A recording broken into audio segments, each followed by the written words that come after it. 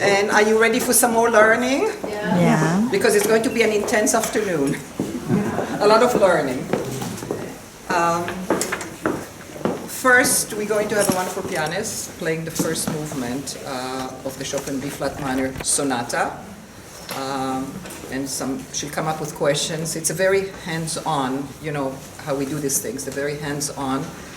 And I'm going to analyze measuring the in and out in a piece that all of you, I know everybody's sick and tired of it, kind of including myself, except that there's things that I have to keep repeating again and again and again. So in self-preservation, I'm going to go over some details that I always find people, you know, still having issues with.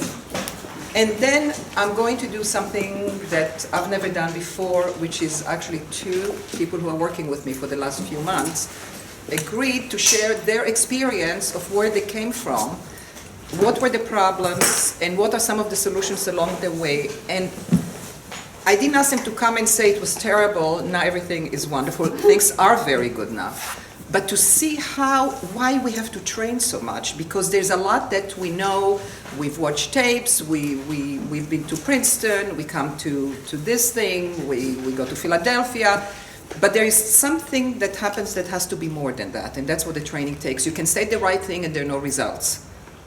So these people, especially one, was told the right things, but still the pain didn't go away. And then he started working with me, and lesson after lesson, you know, I'm telling him clearly I know what I'm doing, but he comes back and he says I still have pain. So I just want you to see, to go a little bit with me, like behind the closed doors, you know, to see what happens and how much is needed to know, to really help. Sometimes you're lucky to have somebody, you know, you show them, everything goes fine. But because of the training, some of the training is so injurious to the hands that people come with layers of wrong. They were told one thing, they were told to isolate the fingers alone. Then another teacher say, you know, relax the whole arm, relax the body, relax the shoulders. So you have all that weight on top of something that is still a problem. And then someone else said, you know, you really need to shape this way. And someone else said, no, you really should get your wrist down, you know. So it's really layers. It's like archaeological excavation at the piano or at the violin or at really any instrument. So people come with a history. I guess it's psychoanalysis, you know, at its best. You know, that you take layers and people become aware then what else is not working and so on. So that's what I'm going to do, and I'll see if you find it interesting. I'm doing it because I think it will give you another view maybe of what's required, you know, beyond just knowing the work in a general way. But we started with Sakura Myers, who's going to play the first movement. Come, Sakura. Oh, and well, good afternoon, everyone. Good afternoon. Just a disclaimer about my finger bandage. This is not a playing-related injury. This is a cooking-related injury. Preparing Easter dinner, I sliced the tip of my finger off. But luckily, I did it on the bias. So thanks to this magical medicine I was given, the flesh has filled back in. So I'm just waiting for the outer layers of epidermis to grow back. So if you hear any split notes in the pinky, it's because I've got a lot of cushion going on here. But yeah, it's not playing related.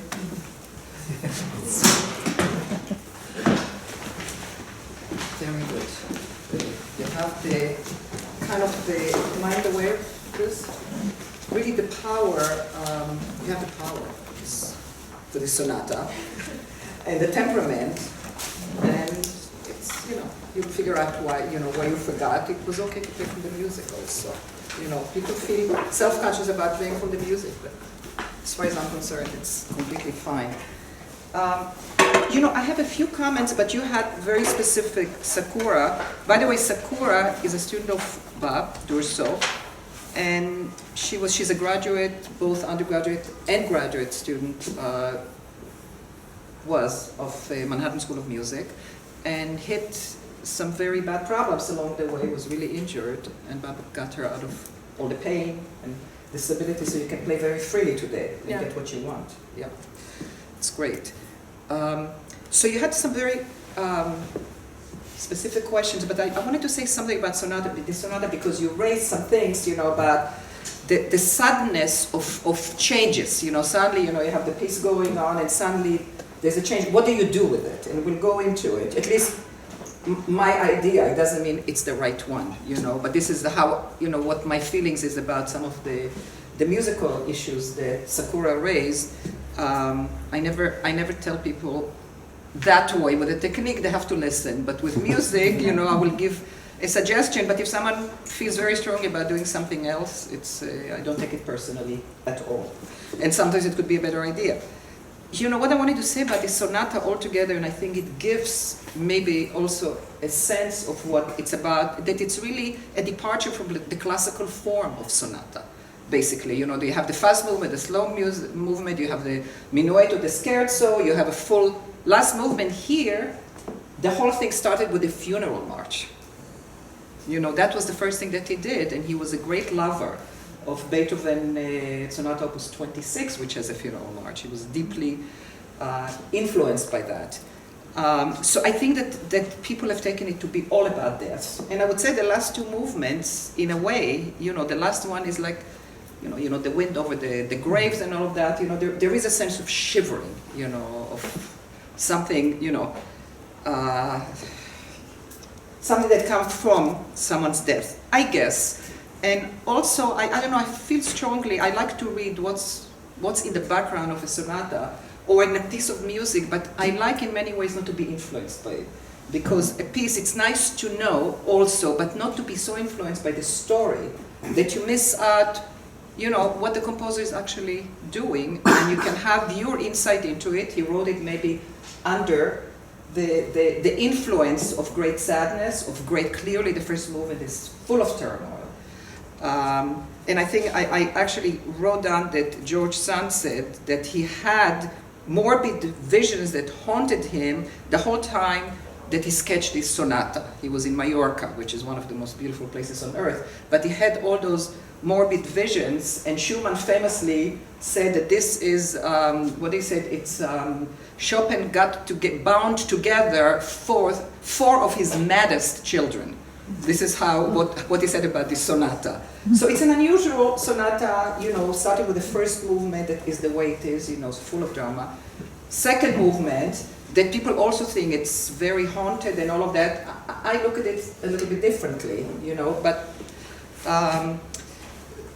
whatever. So why don't we start actually with your questions? We'll go maybe from the physical, because you mentioned some measures.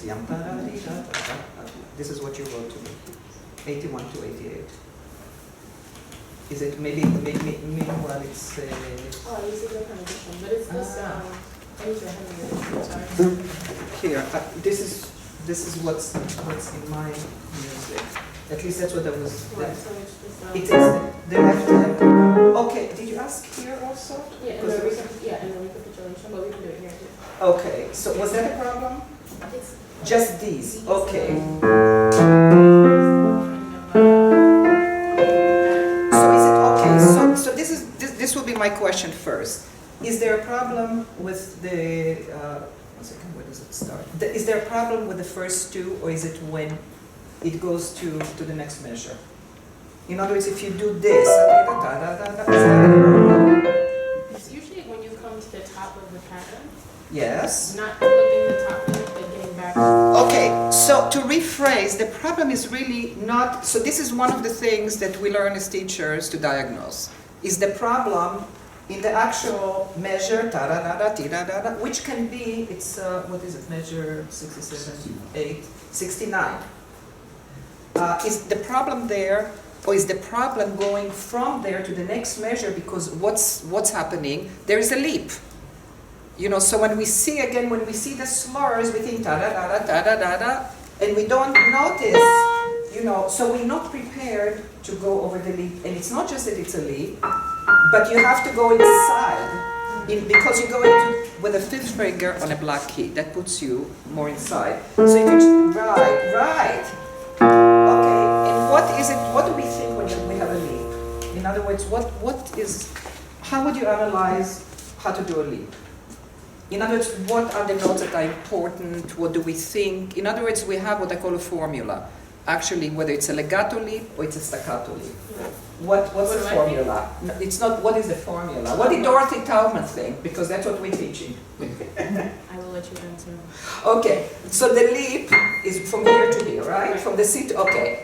In order to play this, if you're just coming from here, you're just coming from here, but you're not set up to move to the next note.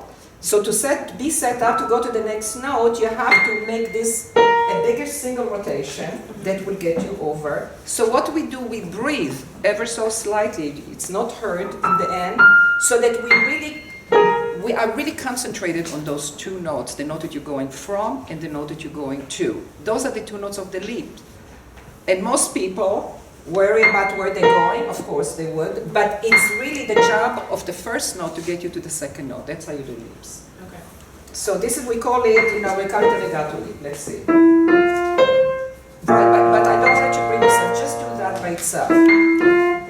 No, just do this. Done. Right, play here. Sakura, now hang on to it. When the arm gets you back, it will know when to release the thumb. So you don't release, in other words, don't do that, it will not feel secure. Stay on the bottom and let the arm get over. There you go. It's unexpected, right? So that's right. Okay, but the waiting, the split second waiting is not on here, it's here, between here and here. So this, it's in the working out of the leap. You're not going to have to end up thinking about it in the end. We're working things in so that they become automatic. And you have to be, so you did it very well, but you know, yeah, right, and go inside on the thumb. Right, and then, no, wait here, and then pull, don't wait. There you go. Very good. Very good. By the way, don't do what I do, which is stand and do it, because you say, I'm missing it each time. You say, I'm not doing it right standing. You have to sit, be at the right height, the right relationship to the instrument, and then do it. That's very good. Very good. Great. And when you get there, it's a new group. Once you get there, you have to start, it's four note, grouping, shaping, all of those things, they're kind of separate from each other. Shaping is how you get there. Rotation is how you go from note to note. Rotation, walking hand and arm, because the arm is going all the way with you. So it's two movements that work together. But I would like to move on. Sure. How's that? Do you feel, you feel comfortable enough to do that? Okay. So that's one thing. Now the other thing was, okay. So that they're not Okay. So what is happening? Starting measure 81. He goes from a lyrical section into something that goes da-dee-dum, pa-pa-dum, pa-pa. It can be boring. You didn't know what. First of all, the way, this is how, in just two words, he has two main themes here, right? One is ti-dum, ta-dee-dum, ti-dum, pa-dum, and he varies it. And you did some of it, and I would do more. Because sometimes he goes ti-dum, ta-dee-dum, ti-dum, ta-dee-dum. It creates even more of a turmoil. Restlessness, agitato, it's very agitato. And then, so measure, 25, you'll see that he puts chords on the second eighth note with a little bit of an accent. So it makes it even more agitato. And then in measure 33, he doesn't put it on. So it becomes ta-dum, ta-da-dum, ti-dum, ta-da-dum, instead of ti-dum, ta-dee-dum, ti-dum, ta-da. And then he goes to the other theme. And another thing that I would pay attention to, beginning, it's that dropping interval, that goes down, and that repeated note, the repeated octave, because the repetition keeps coming back, and it's something I would pay attention to. And then, stepping, I'm missing every note, here. And then the half step, the D flat, so it keeps coming back. Okay, another thing is, he's doing things in eighth notes. The first time, because the section you're asking about is in triplets. And there's a very different feel to triplet versus ta-da-da-da-da-da-da-da-da-da-da, ya-ta-ta-ti-ta-ta-ta, and he uses it in different ways. The first time he uses it is in measure 48, part of the lyrical ya-ta-ta-ta, right? Then, let me see, without skipping, then he goes, yum pa da dee da da, dum pa da dee da da, you know, we measure 57 on in the left hand, and then he goes, dum da da dee da da da, dum da da da da da, dum da da da. You know, it gains, you know, it gains momentum. And then he suddenly goes, da dee da pa pa da pa pa da pa pa, and this is the question. So he's again using the, first of all, we can make it a little bit, phrase it more, but the way I look for measure 81 until the development is that this is a transitional section. You know, composers sometimes, they have a lot of material, and then at some point, they're just taking something and repeating it. Beethoven does a lot of it, and it just repeated until you get, you know, to the next section. But what you can also do, so the feeling of three, for when I think of it's the tida, it has a certain bounce to it. But also, you see, I have long lines for the phrasing. Right. And I think that maybe it's too broken. And then it goes, you can pay attention more to that minor. And then this changes. In measure 89, he changes it. And he's going, it opens up, you can start softer. And it opens up to this, the straight. I mean, it's all of that restlessness and turmoil going on until it gets there. So let's try. The one other thing that I would pay attention when you went to the second theme, which is slower, you know, not so many notes, I think that you slowed down. Yeah, I did. Is that on purpose? Did you try doing it without slowing down? I thought that it took some of the effect away. Okay. You know, so you can tell if you go da da da da da da da da. Yeah, I've tried like a trillion different kinds of Different. ways. So I was just experimenting. You're experimenting with that. I think that it takes away from the effect, you know, that the music is slower and you're slowing down. So my suggestion is to get as much as you can, but still to get the sound, to get the correct shaping, the physical shaping with the sound, the sense of rhythmicality that is appropriate, you know, to the section without slowing down. And then if you feel still the need to slow down a little bit, it's okay, but otherwise I found too many changes of tempo. And, you know, Talman used to say that when, you know, people, when they get soft, they slow down when they get soft. And she said they think that it makes the music, you know, more profound. But she said all it does, it sounds slower. You know, so, you know, so I would, you know, this is with the diminuendo, you know, so going into soft, you know, into something else, it still has a certain intensity, you know? So that was the suggestion. Let's try it from here.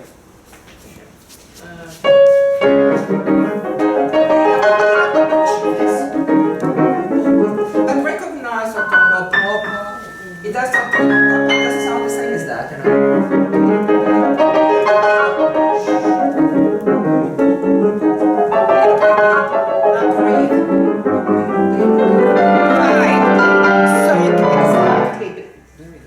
The third time you hear it go somewhere else, I would breathe before it. So it doesn't sound like a repetition. It's not. You know, it's different. And then it goes, so take it from here, and sure.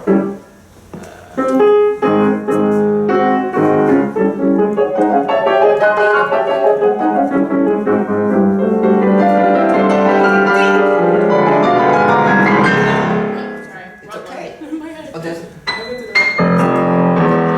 start again from here. Yeah, pam, pam. When you get here, start again.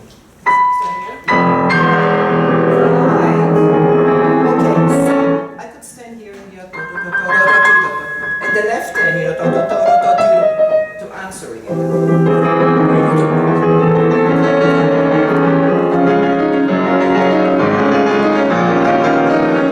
Good. How's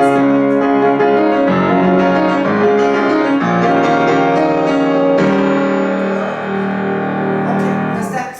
Okay. Does that answer it, you know, a little bit? Yes, and it slows it down in my brain. It slows it down in the brain. You know, when we feel hectic in the brain, we should question, you know. So you see, there are places to breathe, there are places, you know, to move over, a little bit of a breath before it goes to here, you know.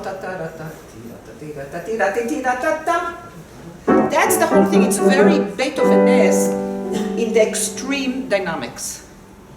But you know, the dynamics, again, we can't just be soft and loud. What are we doing? What does the softness mean? You know, is it part of just becoming lyrical? Is it a part of having, you know, being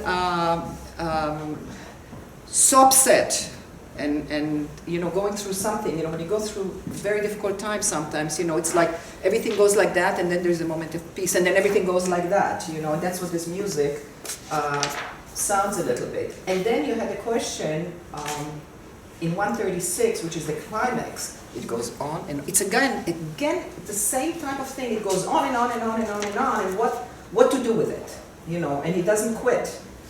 And they're constant. If you look at it from 136, there are constant changes, harmonic changes. Mm-hmm. I mean, I guess the harmonic changes are the changes he may be going through. You know, like there's no solution. Sometimes, you know, we're in a state of mind or life situations where there are no solutions. We just have to go through them. So again, I'm making a story. I don't know if that's what it is. And like I said, I don't like stories too much, but that's what it sounds like to me. Mm-hmm. So maybe let's take it, and you know, the constant pullback, you can use it, you know.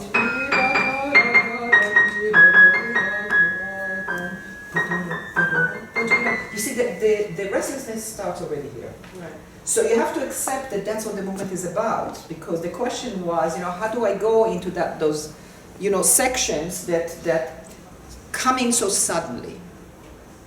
Well, those are the changes of mood. Sometimes, you know, composers write transitions, and sometimes they just cut and go. It's like in the movies, you know, you have a cut, and there is something else going on, or we see, you know, how the changes lead into another situation, another state. So maybe go back a little bit. What do you think? Sure.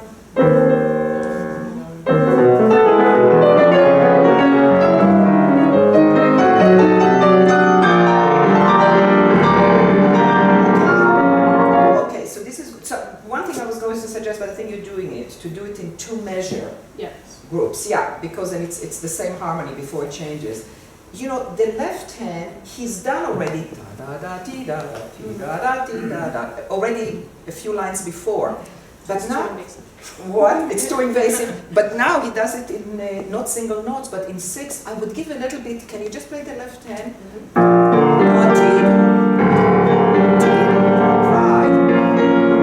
Right, and to make sure that you play the last note, you know, because that also throws it.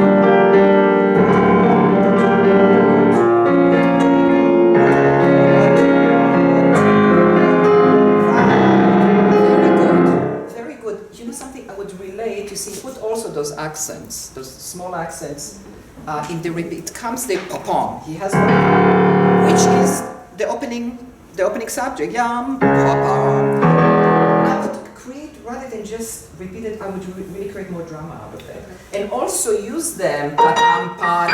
Taking you here.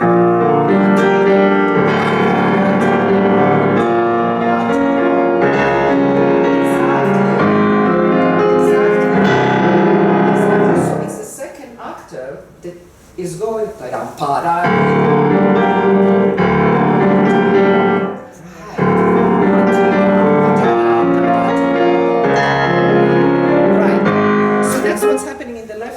order not to make it too overpowering, I would think a little bit of bringing the top line in the left hand. Exactly.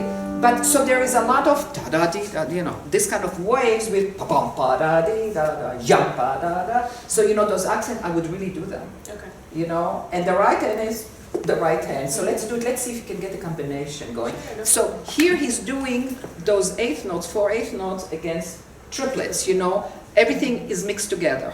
You know, it's not either this or that, but everything, he's throwing everything in. Yeah.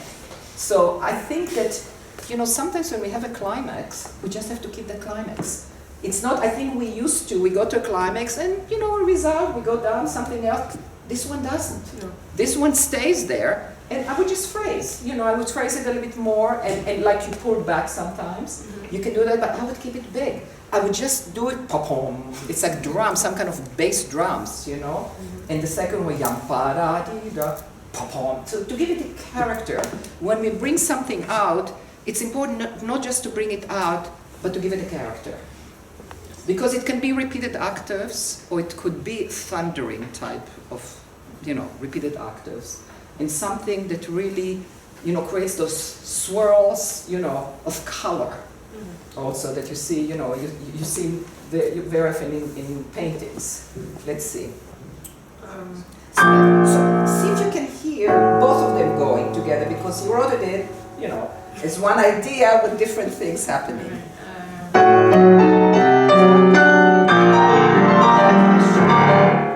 See if you can not take so much time. Let's see if you can, because that could take away a little bit. So if you go ta-dam, ta-da-dam, ti-dam, ta-da-da-da, ta-ya-ya-pa-ti-da-pa-pi-dam, pa-di-da, just at the end. Okay.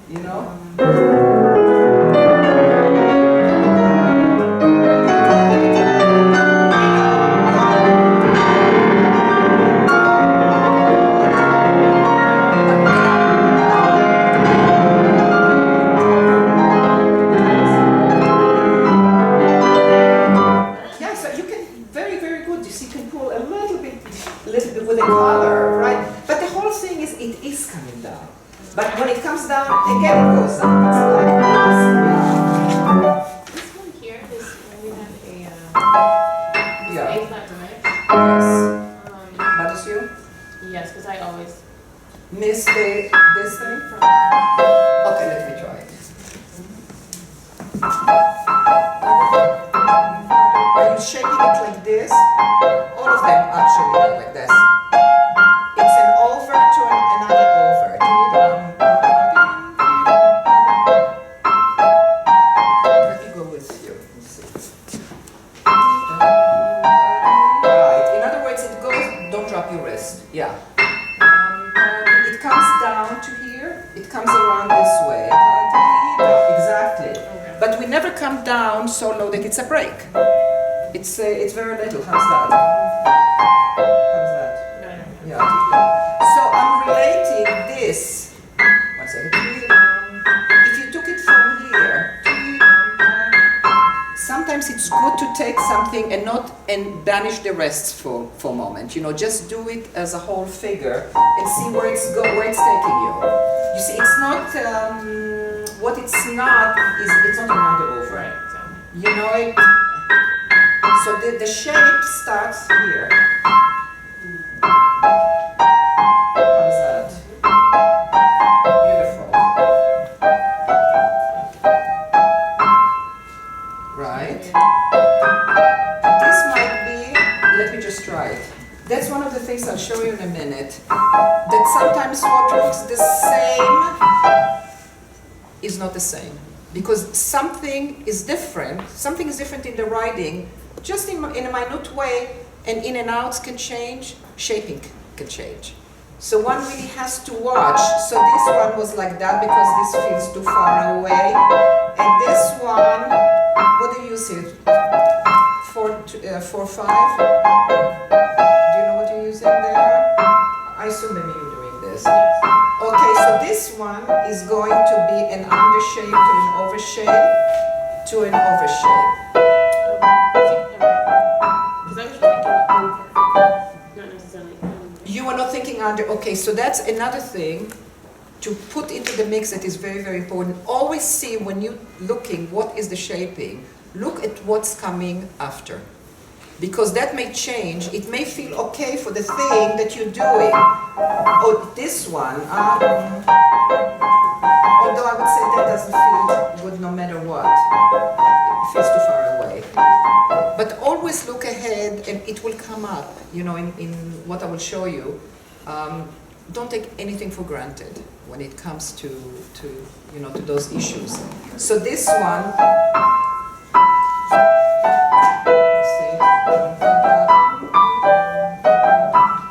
so it's an under to an over.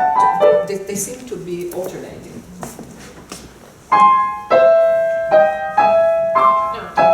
Right, because it puts you right to the next chord. What's the next thing? Right after it. That's right. That's what you have to look at. Okay. Yeah. So that it gives you, in other words, the rests do not change the shaping or the in and out or yeah. How's that? Oh, that's. And you know, what this creates, what's the miracle of shaping, the way we teach it, it's not this and it's not this, it's actually very complex. Sometimes it feels, you know, what turns out to be right very often is not very intuitive. And when you do it, it becomes very intuitive because it fits exactly what makes something very comfortable. But you know, when you have rests, you have long notes, you have all of those things, music continues. And we hear people say that music should go over rest, music should go over long notes. What we're not told is how to do it.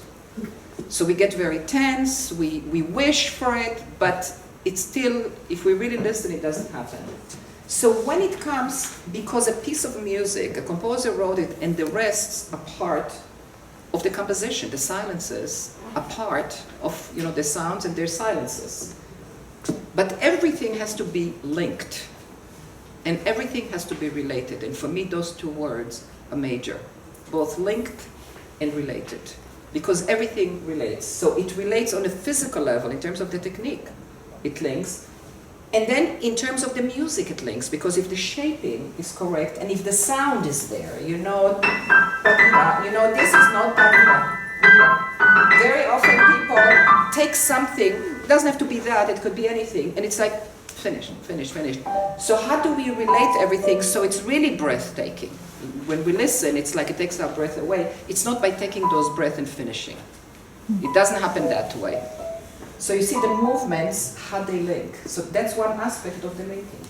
Okay, let's keep going because the time is going so fast. Do you want to go to the second movement? I mean, you know, we're ending up not... Oh, do you have something? Just my left hand here and this. Okay, so this is measured... I have to measure further. It's 47, 8, 9, 150, 151, 152. In the left hand.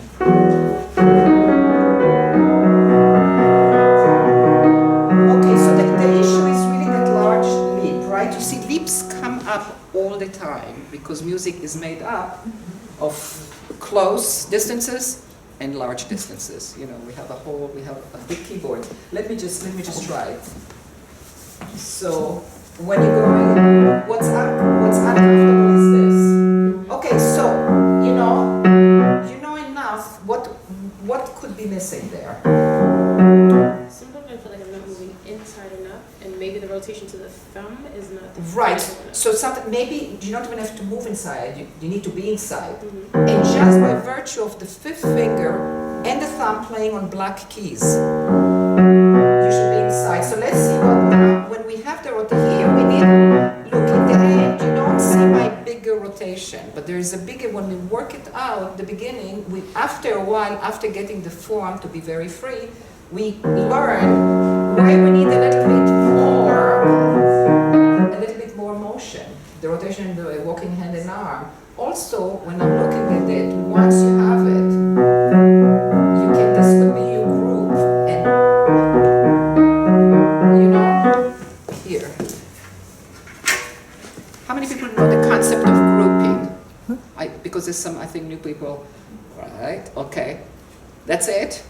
Nobody else knows grouping. I thought so. Okay, so we take one of the issues of grouping is when you have, you know, some notes that are close together, and then you have a big distance, you know, so you're still connecting it in this case, but these are the four notes that are closer. I still do this, but this is the grouping. Okay. Does that help? Okay. So that already helped in itself, right? Okay. And the rest, if you need more, you got a great teacher.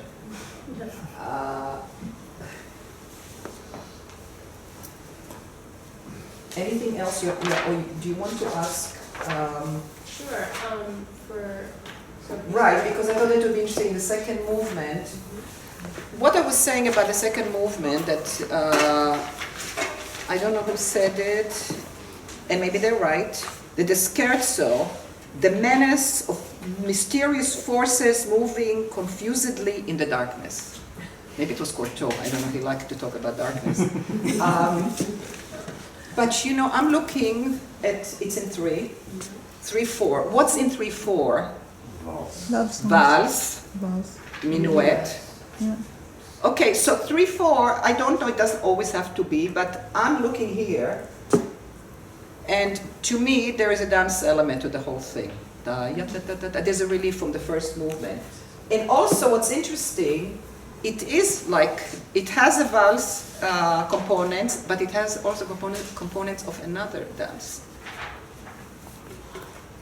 The one that breathes after the 2 and goes to the 3 and 1. Yeah. I think so. Because look, he goes, but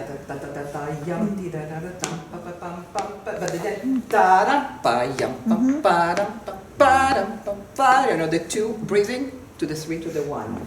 So to me, that's what it is. I don't feel it terribly mysterious, but it could be, I could be wrong, but to me, I concentrate on the dance element, which doesn't mean there can't be some other things happening, and he has the little movements. So, but what you're asking, what the course is asking, is something much more basic. I just wanted to say something that maybe you can look at it. Yeah, because you were seeing it along, you know, that's conservatory thinking, forgive me. But you know, that it has to be like this because it was very full of turmoil. Well, you know, it's like Schubert. He has very sad moments and then the sun comes out. And then it goes back to sad moments, so we can't just put a tragic figure, you know, 24 hours a day. So here, I think that you asked about, is it the thing by itself? Okay. Okay, yeah, it looks good. It looks good. But sometimes it sounds a little too clipped. Too short, okay. So can you go a little bit, so the language that we use, if you want a sound that is not so clipped, clipped is a little bit fast into the key. You know, it doesn't have to be maybe as short, and you can get it a little, you can bring up. Right, in other words, taking a tiny bit of time that doesn't sound like time, slowing down the key a little bit with the arm, but I think that there's something else that might help you. When you have broken, here you're doing this, right? The 1 to the 5, the closest note. These are, when we do a broken chord is not a chord. It goes this way. It's just fast notes going one after the other. If you use the single rotation to take you back, where is it? You have more time, and then this takes you, this is a double rotation, okay? Right. No, this one is actually, it goes to here. Right. So it doesn't go like that. It's not going to be a single. It's going to go, you know, like sound. Wait, but when you do this, let it fall right away. Don't wait. No. Bring this out, but let it go directly to here. In other words, don't wait on this note. Right. Right. Now within that, there's still a slight bit of time to even bring it out more. You know, we deal with very small increments of time in order to do everything because we can't slow down, and yet there is time to do that. There's still time to do that. So when you work out, do those very fast, and then think of it, this is the first note of it. Right. Right. There's still time to get more. Right. And it's also leaps. How's that? Very good. So you do, when you want to bring something out, a sound out, you have to do something different. And the different is a little bit more from the form and timing the key, but also these notes, those last notes are the way you go to the next broken chord, and I don't think you took it into consideration. And that gives you more time and also greater speed. You know, if you stop here and go here, there's no time. Right, but it's a single rotation, it's a double. Right, very, very good. And I think that then we have to stop. You had a question here? Oh, this is okay. And I would look also in this movement, again, you know, I'm a great lover of rhythm, and I don't think music can exist without rhythm. It's a question how to make it rhythmical. But he's going the waltz, he's doing, there's a mazurka element, And then he uses yapada, pada, pada, pada, pada, to call the inverted slurs. You know, there are all kinds of rhythmic things that one can use, you know, to enhance the piece on top of everything else. Do you have similar? Yeah. Oh, what are You said that you had a problem with these lips, or they're okay? Or this was not it? If this is okay, then we don't do it. Sometimes they're okay. Sometimes they're okay, okay. So let's see. When you're all relaxed, you're home, right? Yeah. No, I mean, I know the idea is to get there first, right? Okay. Play and then you get there. Okay, so actually, play this section. Just play this section. Okay, so you have-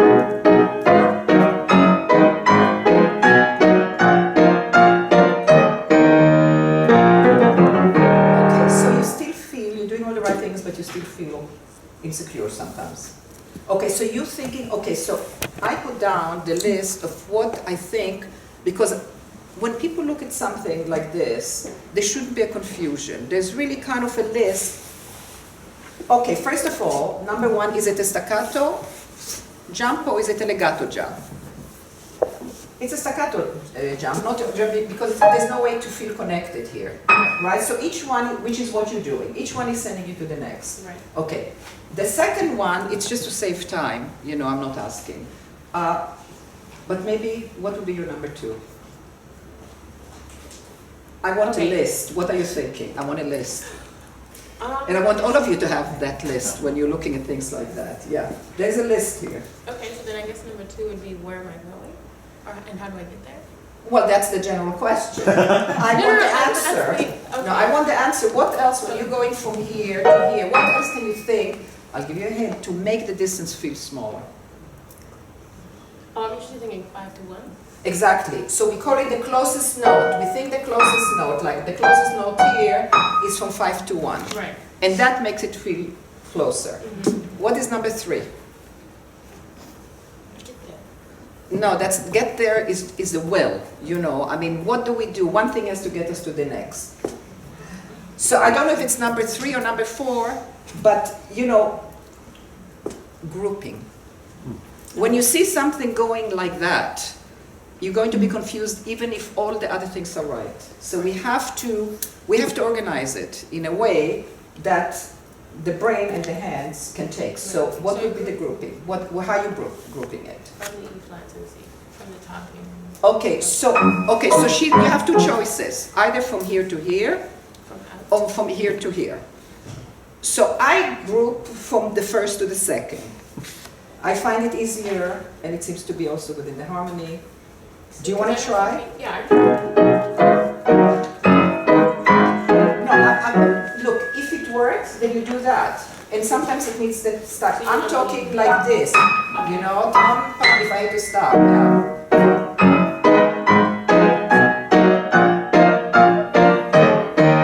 Work with it and see. You like that? Yeah, I found that it can be. One works with.